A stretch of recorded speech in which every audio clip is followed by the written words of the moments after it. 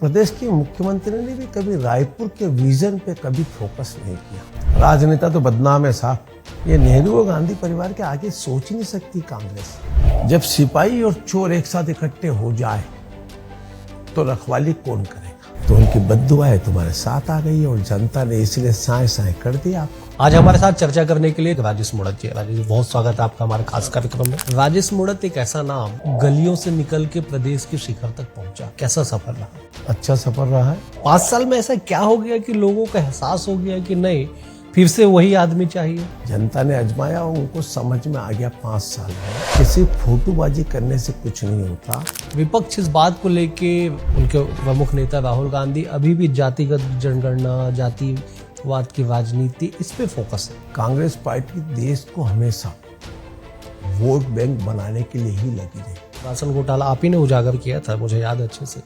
कार्रवाइयाँ उस स्तर पे नहीं हो पा रही जो होनी चाहिए। कार्रवाई में थोड़ा समय लगता है। लोग फिर बार बार कहते हैं कि साहब लाल फीता शाही पे हम लगाम लगाएंगे। लगाम लगाने की जरूरत नहीं, घोड़े की सवारी करना आना चाहिए। आपके राजनीतिक जीवन का सबसे खराब दिन? जिस दिन मेरे ऊपर चारित्रिक हमला लोगों ने किया। अच्छा, बार बार एक बात कहते हैं कि अभी कांग्रेस के कई विधायक हैं जो जेल जाने के लिए तैयार हैं। लूटने का काम किए हैं तो कहीं न कहीं जा करके तकलीफ तो आएगी साहब। क्या बड़ी जिम्मेदारी के लिए आप तैयार हैं? मेरा उद्देश्य एक ही है, मातृभूमि की सेवा करना। छत्तीसगढ़ मातारी की सेवा का अवसर मिला, जहां तक बने आखिरी दम तक करने की संकल्प लेके आगे बढ़ना, यही मेरा उद्देश्य है।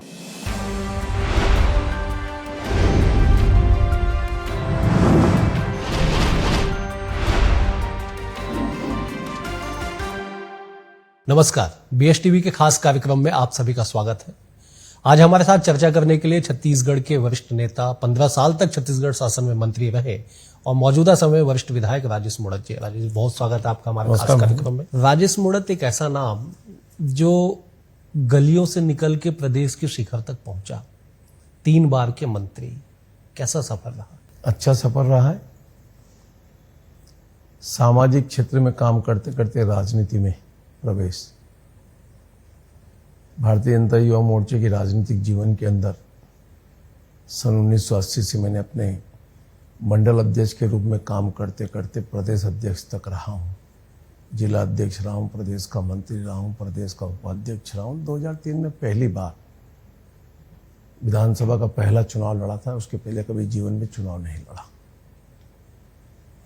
जनता ने आशीर्वाद भरपूर दिया। उस समय एक बहुत बड़े दिग्गज नेता हुआ करते थे, उनके सामने मुझे एक कार्यकर्ता के रूप में चुनाव लड़ने का अवसर मिला। ना तो मैं क्षेत्र देखा था, ना क्षेत्र की जनता को ज्यादा जानता था। मैं संगठन में काम करता था, लेकिन कार्यकर्ता की मेहनत और परिश्रम और दल बदलू को सबक सिखाने का संदेश सब कार्यकर्ताओं ने मिलकर के दिया। पहला चुनाव 39,000 वोट से मैं जीता।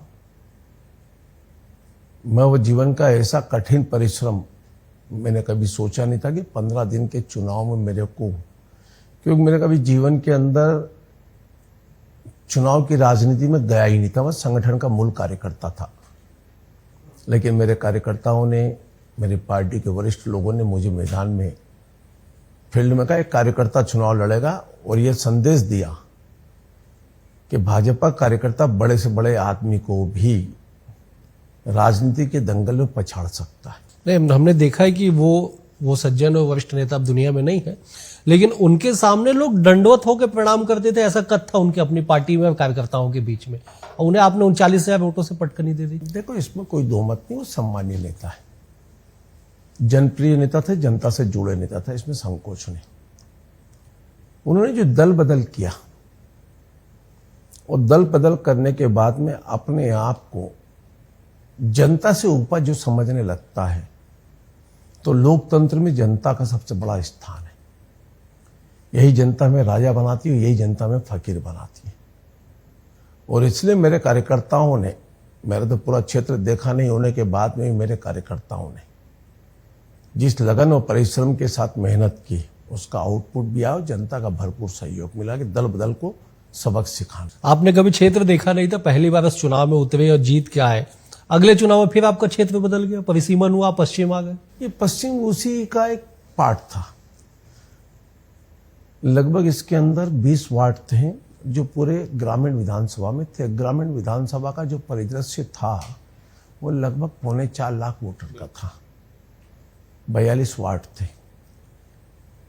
26 ग्राम पंचायतें थी। उन ग्राम पंचायतों को ला करके मैंने 16 ग्राम पंचायत को छोड़ करके 26 गांव को नगर निगम में सम्मिलित किया और नए वार्डों का गठन कराया। मेरा विजन शुरू से डेवलपमेंट का रहा है, इसलिए एक पूरा भूभाग जो इधर का निकला पश्चिम का हिस्सा है, ये ग्रामीण का ही भाग था पूरा। इसलिए मैंने इस क्षेत्र से जनता, ये पूरी मेरी कॉन्स्टिट्यूंसी 99% श्रमिक है, रोज कमाने खाने वाले सामान्य परिवार के, मध्य परिवार के नीचे के लोग यहाँ रहते हैं। लेकिन उनका स्नेह प्यार, 5 चुनाव लड़ा हूँ, 1 चुनाव लूज किया हूँ और उसके अंदर कुछ सीखने को मिला है। राजनीति में दुआग्रज की राजनीति से ऊपर उठ करके जब आप राजा बन गए हो, जनता ने लोकतंत्र में आपको राजा बना दिया है, तो जनता की सेवा करना आपका माध्यम है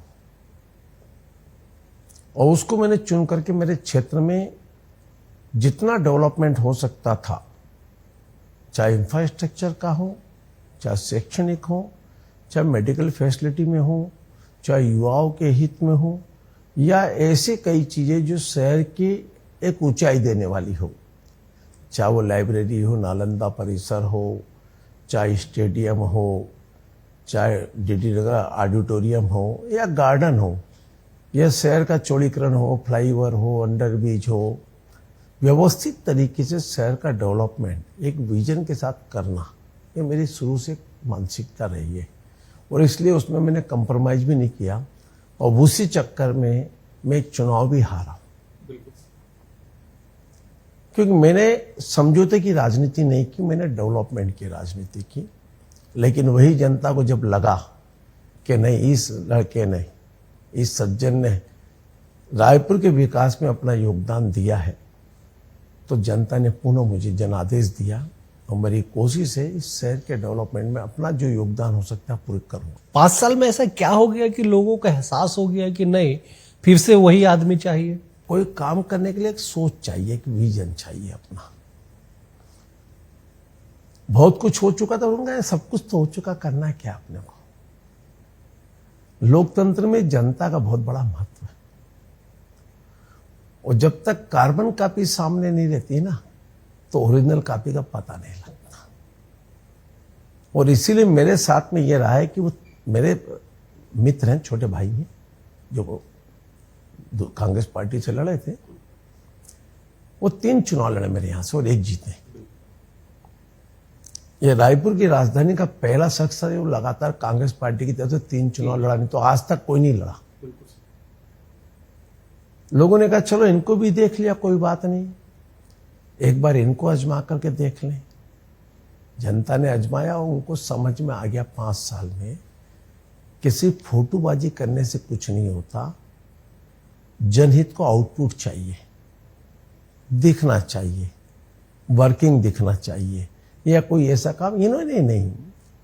खाली विधायक के रूप में अलग बात है, प्रदेश के मुख्यमंत्री ने भी कभी रायपुर के विजन पे कभी फोकस नहीं किया।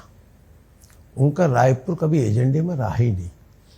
इसलिए मैं कई बार ये कहता हूं कि कांग्रेस पार्टी के मित्र लोग ये बताएं कि 5 साल में कोई एक ऐसा काम किया हो जिसका भूमि पूजन मुख्यमंत्री ने किया हो, उसका लोकार्पण किया। ये राजधानी, हम आएंगे चले जाएंगे, लेकिन राजधानी तो रहेगी और राजधानी का डेवलपमेंट अगर नहीं होगा तो फ्यूचर हमारा कहां से ठीक होगा। हम दुनिया में कितनी ही बात कर लें, हर व्यक्ति रायपुर आता है, देश भर के कोने कोने से लोग आते हैं, चाहे रायपुर हो चाहे नया रायपुर हो। ये हमारी पहचान है कि एक नया स्टेट होकर के जो ग्रोथ, जो डेवलपमेंट, जो विजन के साथ में बसाने की योजना, आप सोचिए पूरे नहरों के ऊपर बस्तियां बस्ती थे साहब। अगर उन बस्तियों को शिफ्ट करके वहां पर कैनाल रोड निकाल दें, रायपुर के यातायात ट्रैफिक को डाइवर्ट कर दिया, उसके पीछे ये था कि शहर जाम हो रहा था, गाड़ियों की संख्या 10 गुना से ज्यादा बढ़ गई। तो हमने एक नए सेक्टर को चिन्हित किया। रेलवे के ऊपर जाकर के हमने, रेलवे ने कभी देश में कहीं अपनी संपत्ति नहीं बेची है सर। यह पहली है रायपुर के अंदर, जो नैरो लाइन थी हमारी धमतरी तक की, हमने उस लाइन को परचेस किया।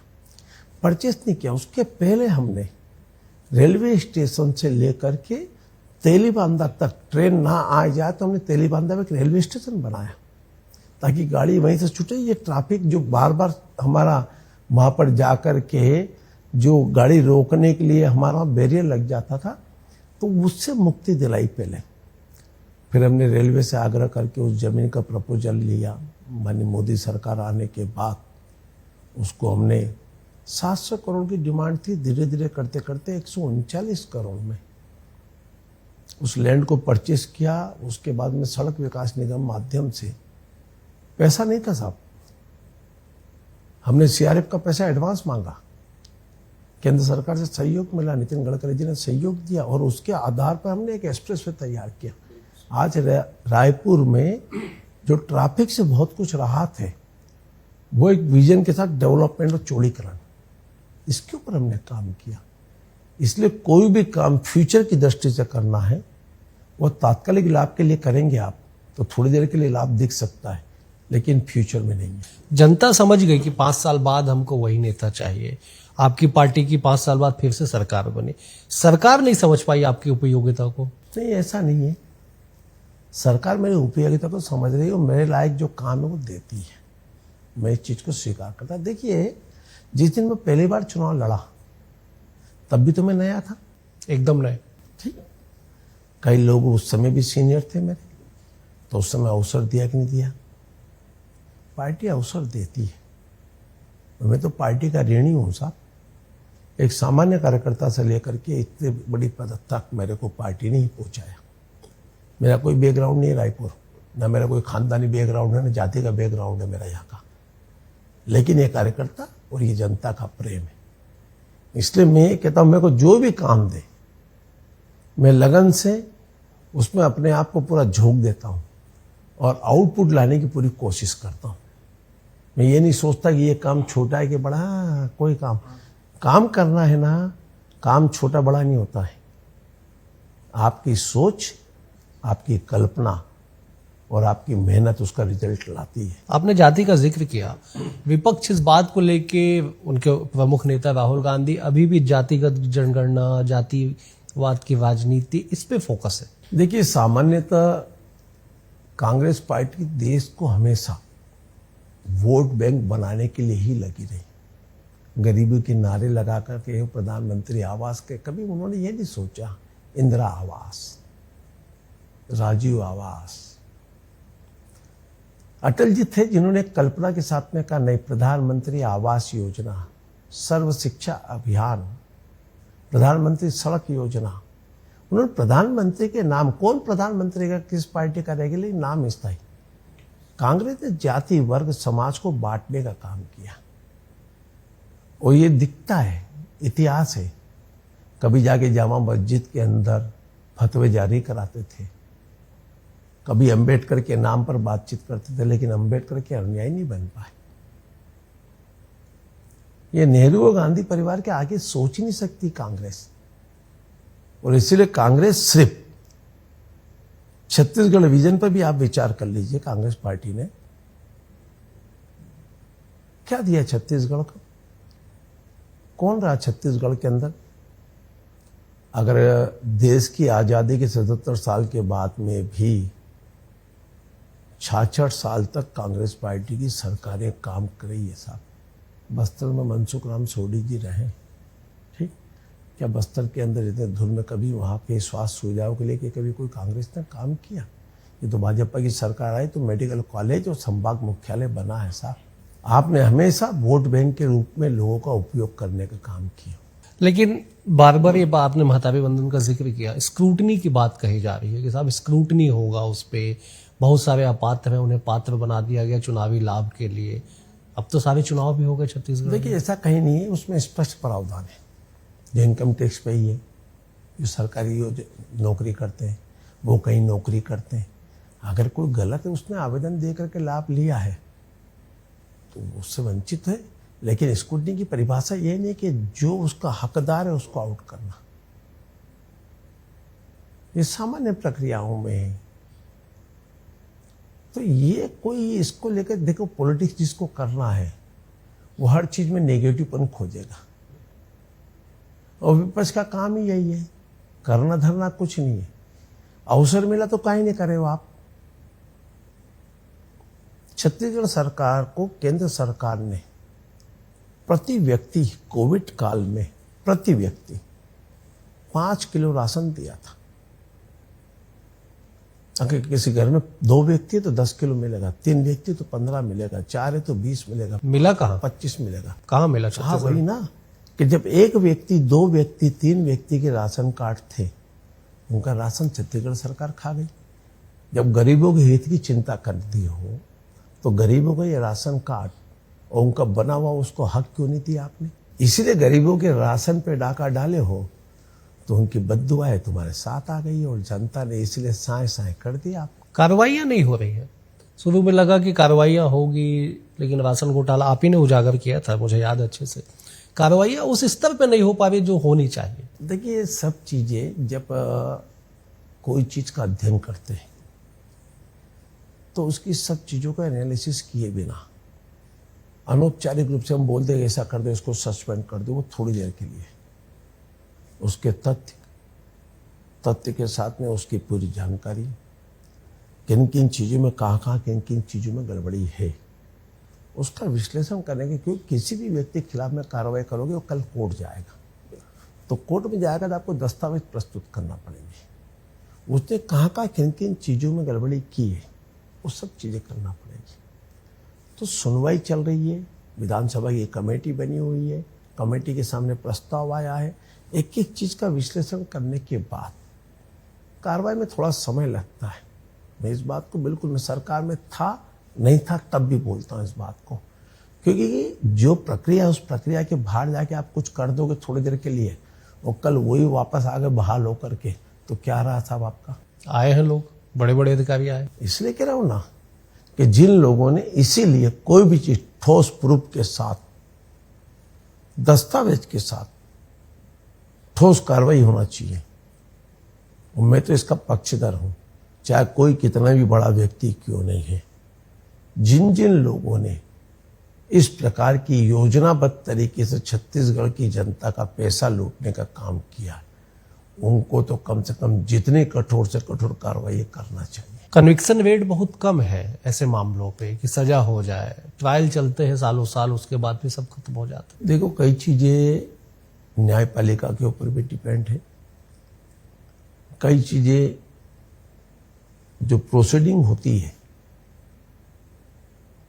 उस प्रोसीडिंग में कहाँ कमी है, कहाँ खामी है और उसकी नीयत क्या थी, वो भी महत्वपूर्ण हो जाती है।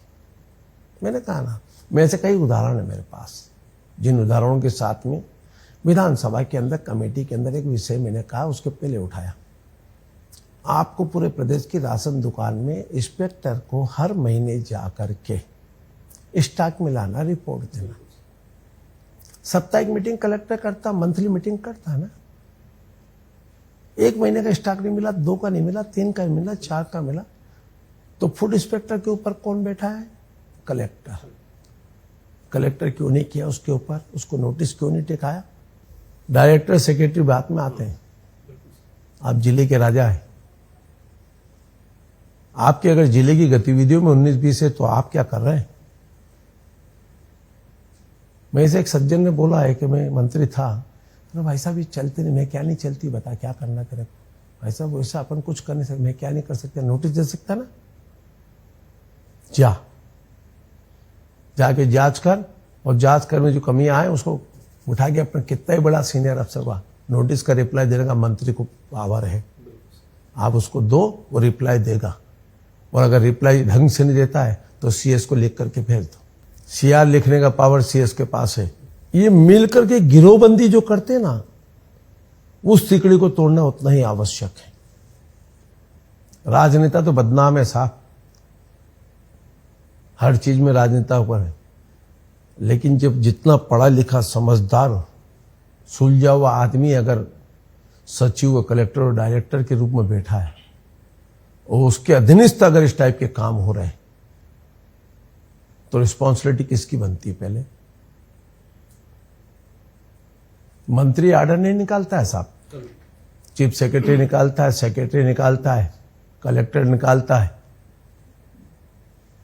और अगर मंत्री ने गलत कहा तो सेक्रेटरी को नटने का अधिकार है, नहीं साहब ये नियमों के विपरीत ये नहीं हो पाएगा। इतनी गुंजाइश है क्या मौजूदा समय की राजनीति, सरकार और अधिकारियों के बीच? अपने विवेक के ऊपर डिपेंड है। गुडविल चाहिए या विजन चाहिए? जब गुडविल होगी तो विजन भी आएगा। नहीं तो आप विजन लेके बैठे हुए ना बस्तर में, कौन पूछता आपको? ऐसा नहीं, गलत फहमी, मैं था, मैंने पीडब्ल्यूडी मंत्री के समय बदल गया अब काफी। नहीं, मैं आपको बता रहा हूँ, बहुत मेरे साथ तो मेरे सेक्रेटरी से लेकर सब बैठे थे, मैं ऐसे ही बैठा, आपके साथ बैठा ना, ऐसे बैठा। मैंने कहा बुलाओ बस्तर वाले को, जितना आपका सबका। सबसे मैंने कहा तुम्हें मैं चाहता हूँ कि तुम रायपुर आओ, कोई बिलासपुर जाओ, दुर्ग जाओ, तुम घर छोड़ करके वहां चले दो। कई सालों से 15 साल सेवा कर ली, एक नियम बनाया हमने कि 15 साल के बाद वाले को हम रायपुर ला देंगे, जहां कहोगे वहां। साहब मैंने किया ट्रांसफर, उसमें से 80% वापस गए क्योंकि परिवार के साथ रम गए वहां।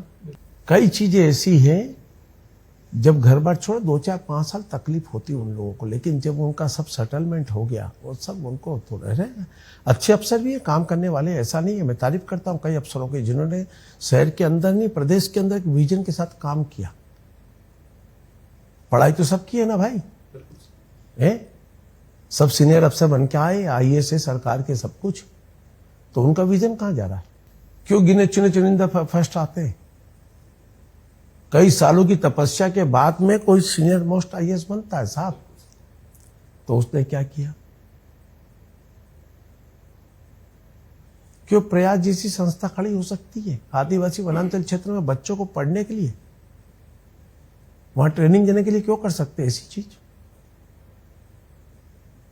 एजुकेशन हब बन सकता है, दूरस्थ वनांचल क्षेत्र के अंदर मेडिकल फैसिलिटी पहुंच सकती है,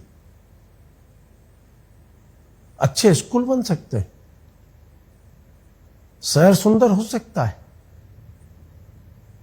ये मेरे विजन के ऊपर डिपेंड है। अगर मैं इंप्लीमेंट करने वाला हूं तो मैं क्या कर रहा हूं।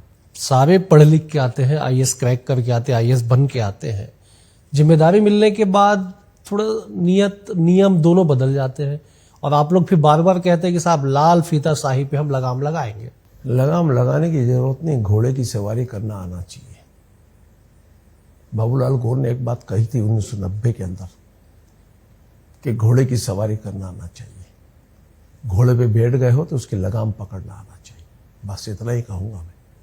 अभी 4 दिन पहले आप लोगों ने E-फाइलिंग प्रोसेस स्टार्ट किया, उस वक्त भी इस शब्द का जिक्र किया गया कि लाल फीता शाही पे लगाम लगाने के लिए हम E-फाइलिंग की ओर बढ़ रहे। क्या रहता है कि देखिए E-फाइलिंग हो या आज के नए टेक्नोलॉजी के युग में हम किन किन चीजों का उपयोग कर सकते हैं जनहित में। सामान्य प्रोसेस करने में समय लगता है, फाइलिंग करना, भेजना। तात्कालिक आज के ज़माने में आपको अब कोई चीज़ का ऑर्डर निकालना है तो आपको व्हाट्सएप के माध्यम से भी आपको भेज सकते हैं, मेल कर सकते हैं। पहले ये सुविधा नहीं थी, अब नेट का ज़माना है, बैठ कर रिसर्च कर सकते हैं। काम करने की इच्छा शक्ति हो तो आप कर लो दुनिया मुट्ठी में, पूरे देश को क्या पूरे विश्व को अपने आप में ले आओगे। आप किस चीज़ के ऊपर रिसर्च करना, तत्काल गूगल में गए, सर्च किए, आदमी लेके आए, नहीं इसमें ऐसा नहीं, ऐसा है, ऐसा हो सकता है, क्यों नहीं हो सकता है। डिसीजन लेने की क्षमता चाहिए। सही दिशा में डिसीजन लोगे तो 19-20 भी होगा, लोग कहेंगे नहीं ठीक है। आपकी सोच के ऊपर डिपेंड है। आपके राजनीतिक जीवन का सबसे अच्छा दिन? मेरे 12 दिन अच्छे। जीवन को मस्त मौजी टाइप जियो, बर्डन लेके जीने की आदत मत डालो। आपके राजनीतिक जीवन का सबसे खराब दिन? मेरे खिलाफ में जिस दिन राजनीतिक हत्या करने की चाल खेली, राजनीति में प्रतिशोध की भावना, वो दुखद दिन था मेरा, जिस दिन मेरे ऊपर चारित्रिक हमला लोगों ने किया। ईश्वर से मैंने हाउस में भी यही प्रार्थना की थी कि जो व्यक्ति इस प्रकार की हरकत करते हैं वो भी किसी के भाई हैं, किसी के बाप हैं।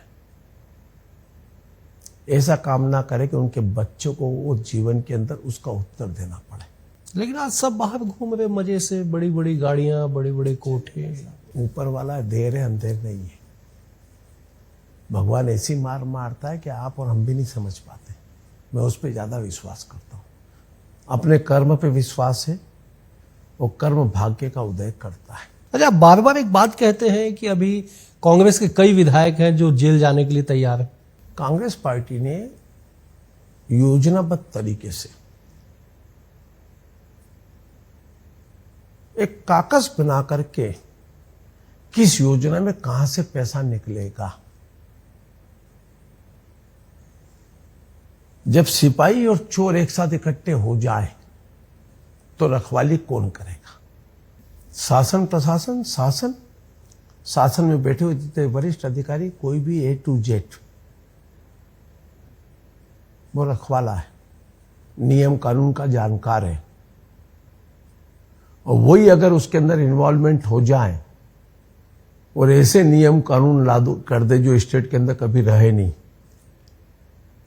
तो मिल करके लूटने का काम किए हैं तो कहीं ना कहीं जाकर के तकलीफ तो आएगी साहब। अच्छा, हर जीत एक चुनौती और जिम्मेदारियों को बढ़ा देता है। आप लोग सब जगह जीत गए, पंचायत में भी जीत गए, नगरीय निकाय जीत गए, विधानसभा जीत गए, लोकसभा जीत गए, केंद्र में आपकी सरकार बैठी हुई है। जिम्मेदारियां कितनी बढ़ गई है, कैसे निर्वहन करेंगे? कांटों का ताज आया है। और हम तो जिस दिन रिजल्ट आया उस दिन से दिमाग में आ गया कि हमसे अपेक्षा बहुत बढ़ गई है और उसकी पूर्ति करने के लिए अपने विवेक का सदुपयोग करो। हम क्या क्या कर सकते हैं और उसको हम कैसे कर सकते हैं। पॉजिटिव थॉट के साथ चलोगे, आउटपुट मिलेगा। में से कई लोगों ने कहा है कि पूर्व सरकार ने, पूर्व नगर निगम में ऐसा हुआ। मैंने कहा हुआ, भूल जाओ, जांच चलती रहेगी, काम होता रहेगा। हमें आउटपुट चाहिए, रिजल्ट चाहिए। अगर हम ये जांचों में दुनिया में उलझ गए, हम आउटपुट नहीं ला पाएंगे। मिस्त्री तो वही है ना, काम करने वाली, काम भी तो उसी से लेना है। लेकिन अब किसको ब्लेम करेंगे आप लोग? सारी जगह तो आपकी सरकार हो जाएगी। नहीं, किसी को ब्लेम करने की जरूरत नहीं। आउटपुट देंगे, निकाल कर देंगे। जनता से वापस हमने जो कमिटमेंट किया उसके आधार पर वोट मांगने जाएंगे। इच्छा शक्ति चाहिए, काम करने की लगन चाहिए। मैंने कहा ना, गुडविल बनाना तो जीवन भर काम आएगा। शॉर्टकट रास्ते में पैसा कमाना, घर चले जाओगे। व्यापार पद्धति में बताया हूं, एक गुडविल काम आती है। आज किसी से पूछोगे रायपुर शहर के अंदर यार गुप्ता की दुकान कहाँ, कोई भी किधर जाए, गोल बाजार के अंदर चले जाए, सामान मिलता वहां, उसकी गुडविल है सालों की। लेकिन बहुत सारे गुप्ता हो गए ना। अब कई ब्रांच हो गई। मुन्ना लाल, पापा लाल, मीठा तेल किसी से पूछेगा, जा पहले गुड़ियारी, कहाँ रे गुड़ियारी, जा, अरे मीठा तेल लेना, गुड़ियारी चले। तो ये पड़ा, ये गुडविल थी लोगों की, चर्चा में था। ठीक, अब गली मोहल्ले के अंदर भी आ गए सब लोग, उनकी भी गुडविल खड़ी। राजनीतिक हो, सामाजिक हो या व्यापार हो, गुडविल जीवन भर काम आती है। शॉर्टकट रास्ते जीवन में काम नहीं आते, कुछ क्षणिक लाभ दे जाते हैं बस। एक आखिरी सवाल, क्या बड़ी जिम्मेदारी के लिए आप तैयार हैं? पार्टी जो भी काम दे सहजता से करना मेरा काम है। मैंने कहा ना, जिस पार्टी ने मैं कुछ नहीं था यहां तक पहुंचाया है, मेरे को इसी पार्टी ने, इन्हीं कार्यकर्ताओं ने, इन्हीं नेताओं ने। आज भी मेरे पास जो भी जिम्मेदारी है, आज मेरे को रायपुर नगर निगम की जिम्मेदारी, मेरी तन्मयता से पार्टी के लिए काम करना। मेरा उद्देश्य एक ही है, मातृभूमि की सेवा करना। छत्तीसगढ़ मातारी की सेवा का अवसर मिला, जहां तक बने आखिरी दम तक करने की संकल्प लेके आगे बढ़ना, यही मेरा उद्देश्य है। बचाओ मेरे लिए कोई पद छोटा बड़ा नहीं, इतने बड़े हो गए यार, भगवान ने सब कुछ तो दे दिया। लालसा खत्म नहीं होती, कंट्रोल करना पड़ेगा। बहुत शुक्रिया समय देने के लिए, इस विधानसभा के व्यस्त समय में भी समय देने के लिए आपका बहुत शुक्रिया। अगले अंक में एक और शख्सियत के साथ होगी मुलाकात, तब तक के लिए नमस्कार।